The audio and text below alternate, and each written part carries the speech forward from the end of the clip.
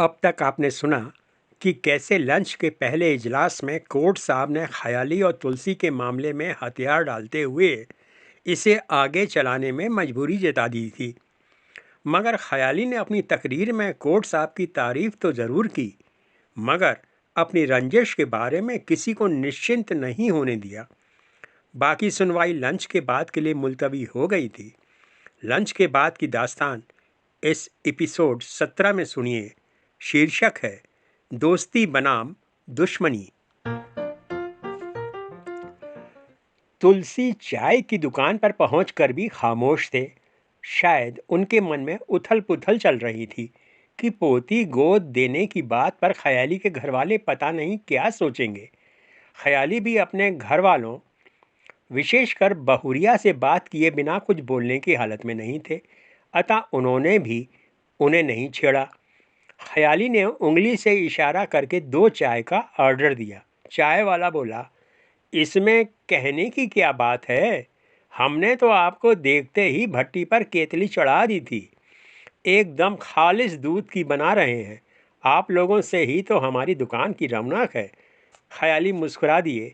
दूसरे इजलासों में अभी बहस चल रही थी, अतः दुकान पर इक्का दुक्का ग्राहक थे। वो तो जज साहब ने आज इनकी मेधा का चमत्कार देखकर कुछ जल्दी ही छुट्टी कर दी थी। वे अब चैम्बर में बैठकर अपने चक्कर खाते दिमाग को स्थिर करने की कोशिश कर रहे थे। आज उन्हें कोर्ट साहब बहुत मायूस दिखे थे, अतः उन्होंने उन्हें भी चैम्बर में बुला लिया। वे अब एक दूसरे को दिलासा दे रहे थे। चाय वाले ने 2 गिलासों में चाय छान कर ख्याली के सामने रख दी। तुलसी तो शून्य में ताक रहे थे। ख्याली ने उनका गिलास उनके सामने टेबल पर खटाक की आवाज़ के साथ रख दिया। तुलसी ने गिलास उठाया और चाय सुड़कने लगे। वे बोले, यार ख्याली, अगर बहुरिया ने बिटिया देने से मना कर दिया तो? इसका जवाब ख्याली के पास भी नहीं था, अतः वे टालने की गरज से बोले, अच्छा सोचो तो अच्छा होता है। अभी से क्यों खामोखा अपना मन खराब कर रहे हो? हमारी तो तुम हाँ समझो, क्योंकि हम तो वैसे भी दिन भर तुम्हारे यहाँ ही पड़े रहते हैं। अब पोती दीवार के इस पार बड़ी हुई कि उस पार क्या फर्क पड़ता है। अब घर वालों के मन की बात तो शाम को घर पहुंचकर ही मालूम पड़ेगी। इतना कहकर वे सारंगी और ढपली निकाल लाए। अपने गमछे से उन पर जमी धूल झाड़ने लगे। लंच टाइम हो गया था, अतः लोग खाने पीने की दुकानों की ओर बढ़ने लगे थे। कुछ लोग वकीलों से लगे थे तो कुछ वकील लोगों से। उनके परस्पर लगाव की वजहें अलग अलग थीं। ख्याली ने सारंगी की धूल साफ करके गिलास में बजी चाय एक बार में सुड़की, फिर तर्जनी से सारंगी का तार छेड़ दिया। सारंगी के सुर ने तुलसी की चेतना वापस ला दी। वे सीधे हुए और सारंगी उठा ली। ऐसा लगता था जैसे मन ही मन उन्होंने कोई फैसला कर लिया हो। होटल पर मज़े का हुजूम हो गया था। होटल वाला ग्राहकों के ऑर्डर पर तेजी से यहाँ वहाँ नाच रहा था। जो पुराने थे वे हाथ में चाय का गिलास लेकर इत्मीनान से उकड़ू बैठ गए। जो नए थे वे खड़े खड़े इन दोनों को कौतूहल से देखने लगे। तुलसी आंखें बंद किए अपने सधे हाथों से सारंगी के तारों पर गज फेरने लगे। आज ना चाहते हुए भी उनकी सारंगी का सुर निषाद पर आकर ठहर गया था। इससे वातावरण में आज करुण और आर्त स्वर विसरित हो रहे थे। जैसे ही उनका सुर थोड़ा नीचे उतरा, वे भोलेनाथ का भजन गाने लगे। बबम बबम बम बम लहरी, लहर लहर नदिया गहरी। ख्याली भी उनका साथ देने के लिए ढपली पर डुबुक डुबुक थाप मारने लगे। लोगों को मज़ा आने लगा। तुलसी आज शुरू से ही आंखें बंद किए थे। आज वे इतना डूबकर गा रहे थे कि उन्हें आसपास की कोई खबर ही नहीं थी। ख्याली को लगा कि आज शायद वे भोलेनाथ के दरबार में अपनी दरख्वास्त लगा रहे थे और उन्हीं में रमे थे।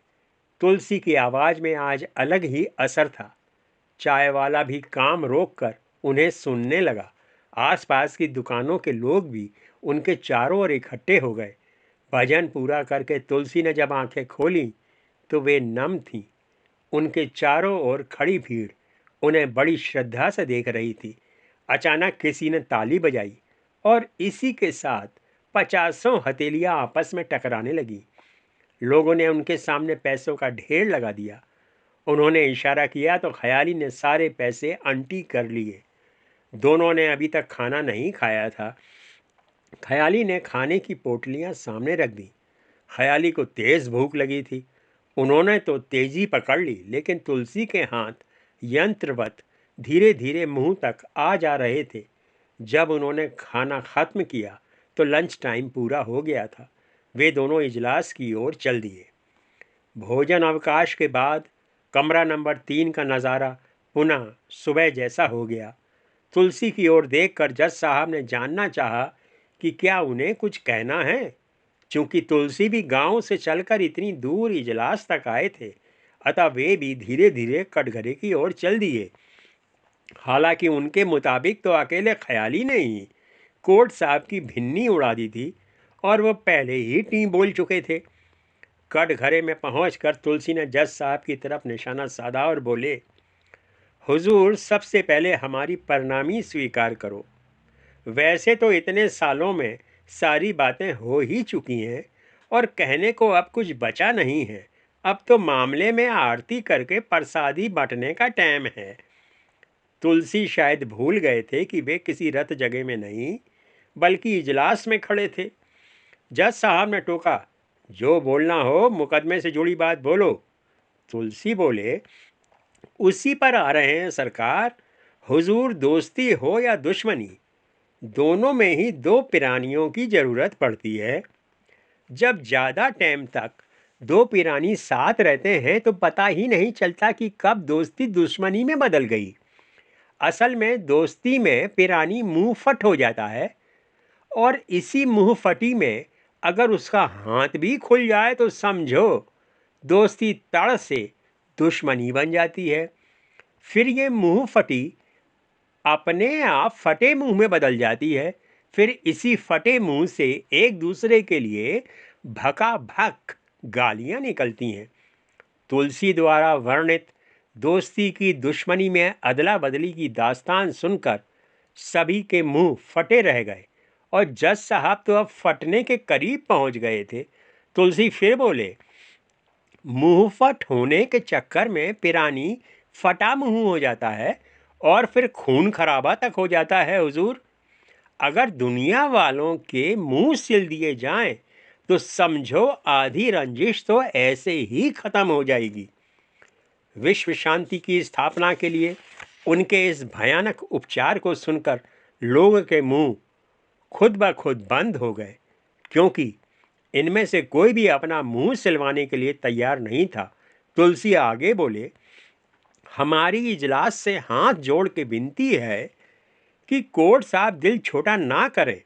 जहां दुश्मनी है वहीं दोस्ती और जहां दोस्ती है वहीं दुश्मनी। पिरानी जब दोस्ती में अवकाश से बढ़कर उम्मीद करता है तो वहीं से रंजिश शुरू हो जाती है और पिरानी जब दुश्मनी की भी औकात से आगे निकल जाता है तो दुश्मनी भी टीम बोल जाती है और जानी दुश्मन दोस्त बन जाते हैं। ज़रूरत बस औकात से बाहर जाने भर की है, फिर कुछ भी बदलते देर थोड़े ही लगती है। लगता था तुलसी ने आज अपना सारा ज्ञान अदालत में पलट दिया था। जज साहब भी चकित थे, क्योंकि ये फरीक दोस्ती और दुश्मनी के थ्रेशहोल्ड लेवल की बात कर रहा था, जिसे पार करते ही संबंधों का रूपांतरण हो जाता है। जज साहब उससे प्रभावित होने ही वाले थे कि उन्होंने अपना सिर झटका। उन्हें लगा कि ये फरीक तो वाद बिंदु से भटक कर मानव संबंधों की जड़ में घुस गया है। जिस प्रकार पुराना मरीज आधा डॉक्टर बन जाता है, उसी प्रकार ये जड़ियल फरीक भी अदालतों के चक्कर काटते काटते अब जज साहबों जैसी बात करने लगा है। तुलसी की तकरीर ने जज साहब के दिमाग का माठा कर दिया था। कोर्ट साहब तो पहले ही अपने हथियार डाल चुके थे। तुलसी का बयान आज ख्याली के भी सिर के ऊपर से निकल गया था। ख्याली ने आज एक नए तुलसी का दर्शन किया, जिनकी नज़र में दोस्ती और दुश्मनी एक ही सिक्के के दो पहलू थे। बंदे ने जहां किसी एक की औकात पार की तो वह तड़ से वहीं दूसरे पाले में नजर आता है। उन्हें लगा कि उनके बीच भी तो दोस्ती और दुश्मनी की अदला बदली सचमुच ऐसे ही हुई थी। अब इजलास की समझ में अगर इतनी सी बात नहीं आ रही है तो इसमें तुलसी क्या कर सकते हैं। जज साहब के पानी का गिलास कई बार खाली हो चुका था। वे गहरे सोच में पड़ते जा रहे थे। जज साहब को लगने लगा कि यह मुकदमा कानून की इबारत के अनुसार तो नहीं निपट सकता। इसके लिए तो कोई पुराने काजियों वाली तरकीब लगानी पड़ेगी। उन्होंने भी मामले में कोई फैसला करने के पहले पूरी सच्चाई पता लगाने के लिए कमर कस ली। उन्होंने 10 मिनट के लिए कोर्ट की कार्रवाई रोकी और अपने चेम्बर में चले गए। अर्दली को लगा कि कहीं उनका ब्लड प्रेशर तो नहीं बढ़ गया। वह भी उनके पीछे पीछे अंदर चला गया। जज साहब सिर पकड़कर बैठे थे। अर्दली ने पूछा, कहीं हुजूर की तबीयत तो नहीं खराब हो रही? जज साहब ने उसकी तरफ देखा और बोले, नहीं, ये बात नहीं है। दिमाग में बस एक ही उलझन है। ये दोनों फरीक हमारे गले की हड्डी बने हुए हैं। केस भी ऐसी जगह पे अटका है कि ना ये आगे जा सकता है और ना ही पीछे। किसी भी केस में हालात यदि 100% साफ नहीं हो तो मात्र घटनाओं के आधार पर फैसला देने से इंसाफ का गला घुट सकता है। ऐसे में कोई कुछ बोले ना बोले, मगर एक जज की आत्मा तो ताज़िंदगी उसे कचोटती रहेगी। अर्दली उनकी उलझन समझ रहा था। वह बोला, हुजूर, ये दोनों जैसे बाहर से दिखते हैं वैसे हैं नहीं। असल में अदालत में तो ये दुश्मनी दिखाते हैं, मगर बाहर जाते ही सगे बन जाते हैं। दोनों की दांत काटी रोटी है। जज साहब बोले, हमें भी ऐसा ही लगता है, मगर लगने और साबित होने में फ़र्क होता है। जब तक ये बातें अदालत में साबित ना हो जाएं, तब तक कुछ नहीं किया जा सकता।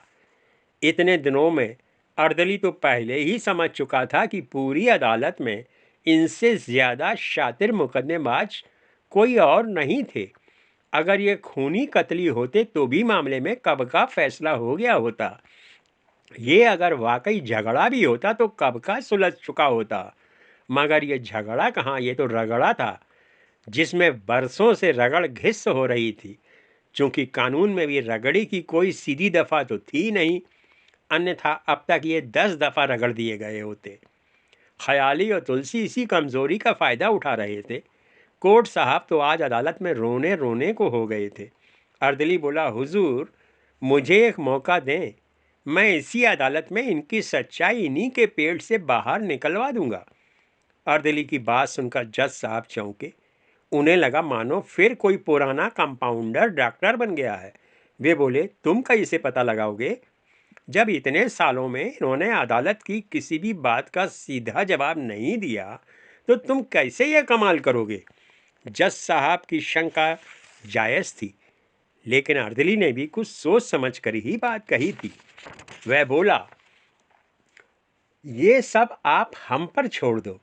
भगवान चाहेगा तो 2-3 तारीखों में मुकदमा निपट जाएगा। आप सिर्फ आज की सुनवाई यहीं रोककर 3 दिन बाद की तारीख लगा दें और उस दिन इनका केस लंच के बाद लगाएं। जज साहब आश्चर्य से अपने पुराने अर्दली की बात सुन रहे थे, जिसकी कनपटियों के बाल सफ़ेद हो चुके थे। हालांकि उसके बारे में उनकी निजी राय कोई ख़ास अच्छी नहीं थी, लेकिन जिस आत्मविश्वास से वह मसला हल करने की बात कह रहा था, उससे देखकर उन्हें एक तारीख और दो देने में कोई हर्ज नहीं दिखा। वैसे भी आज कोई काम की बात निकलने की उम्मीद नहीं थी। उन्होंने सहमति दे दी। कुछ क्षणों बाद जज साहब पुनः पीठासीन हुए और उन्होंने इस मुकदमे की कार्रवाई यहीं रोकते हुए अगली तारीख 3 दिन बाद की मुकर्रर कर दी। ख्याली और तुलसी की आंखें चमकने लगीं। उनके मुकदमे को 3 दिन की ऑक्सीजन मिल गई थी। वैसे उन दोनों की दिली इच्छा थी कि जज साहब इसमें एक ही बार में अमृत का ऐसा घड़ा उलट दें जो इसे अमर कर दे, फिर यह चलता रहे और हमेशा चलता ही रहे। दोनों ने भागते भूत की लंगोटी भली सोचकर इन 3 दिनों को भी देवी मैया का वरदान माना। एक बार तो उन्हें ऐसा लगने लगा था कि जज साहब चैम्बर से बाहर आते ही आज मुकदमा निपटा देंगे। मुकदमे में तारीख मिलते ही इजलास हाट की तरह उजड़ जाती है। अतः आज भी इस केस के तमाशबीन तत्काल बिखर गए। ख्याली और तुलसी भी चाय की दुकान पर पहुंचे और वहां से उन्होंने सारंगी और ढपली उठा ली। चलते समय वे चाय वाले से बोले, जय राम जी की 3 दिन बाद मिलेंगे। चाय वाले ने दांत चियार दिए और बोला, आप मालिक हो, आप ही की दुकान है। ख्याली और तुलसी को ये सारा मान सम्मान, यश और जेब में बसती अठन्नियाँ सभी कुछ तो इसी मुकदमे की बदौलत प्राप्त हुआ था। ये मुकदमा उनके लिए अब भैंस नहीं बल्कि कामधेनु बन गया था। अदालत से निकलकर दोनों बाजार की तरफ आ गए। तुलसी ने यहाँ नए पिरानियों के लिए बालिश्त भर लंबे 2 झबले खरीदे। ख्याली उनका प्रेम देखकर गदगद हो गए। उन्होंने भी आज ठेके से संतरे की मसालेदार दारू खरीदी, जिसे पीने के बाद सबको 10 कदम दूर से ही पता चल जाता है कि बंदा संतरा चढ़ा कर आया है। इन्होंने चखने में तली मछली और चटपटे चने भी खरीदे। उन्होंने पूरी शॉपिंग भजन में मिले पैसों से की। इसके बाद दूसरी घरेलू आवश्यक वस्तुओं की खरीदारी करके दोनों स्वावलंबी मित्र अपने गांव वाली बस में बैठ गए। गांव के बस अड्डे पर उतरकर पहले वे अपने घरों में गए, फिर वहां नहा धोकर दिन की थकान उतारी। तुलसी ने जब उन्हें नन्हे पिरानियों की रंग बिरंगी पोशाकें घरवालियों को दिखाई तो वे फूली नहीं समाई। वह बोली, आज सूरज भगवान डूब गए हैं, संजा बत्ती के टाइम नया कपड़ा तन पर नहीं डालते, सो कल हम खुद जाकर उन्हें अपने हाथों से पहना के आएंगी। छोटे छोटे रंगीन झबले देखकर उनकी आंखों में ममता झलकने लगी थी। नारी का मन तो हमेशा ही प्रेम से लबालब रहता है। बाहर से इसमें कुछ बूंदें पड़ते ही ये आंखों से बहकर बाहर आने लगता है। दोनों मित्र नहा धोकर अपनी भोग सामग्री लिए हुए अपनी प्रिय शिला पर आ गए। अपने निर्धारित अनुष्ठान के बाद वे संतरे वाली का मछली और चनों से योग करके अपने पिंड को अर्पित करने लगे। इसके बाद उन्हें मन के घोड़े पर बैठकर अंतरिक्ष में भ्रमण जो करना था। संतरे वाली ने जब तुलसी के दिमाग पर टन से पहली दस्तक दी तो वे बोले, यार ख्याली, कहीं दारू गटक कर वो पोती वाली बात भूल मत जाना। हमने तो अपनी घरवाली से अभी इसका जिक्र तक नहीं किया है, क्योंकि अगर बात नहीं बनी तो उससे बहुत रंज होगा। भगवान कभी भी किसी औरत की गोद सूनी न रखे। तुलसी के आखिरी वचनों ने ख्याली को भीतर तक झकझोर दिया। वे झोंका खाते हुए बोले, कल अदालत से अपनी छुट्टी है, हम कल ही घर में सबसे बात करेंगे, भोलेनाथ सब ठीक करेंगे। भोलेनाथ का नाम सुनकर तुलसी तरंग में आ गए। वे ताली बजाकर गाने लगे, जय शिव बोला भम बोला, रोज चढ़े जहाँ भंग के गोला। ख्याली के लिए बोल नए थे, अतः वे भी उनके साथ दोहराने लगे। आज संतरे वाली के सेवन के बाद भी उनके मुंह से दनादन भोलेनाथ के भजन निकल रहे थे। आकाश में चांद निकल आया था। दोनों के मुंह से निकली बम भोले की गूंज दूर घाटी में सुनाई दे रही थी।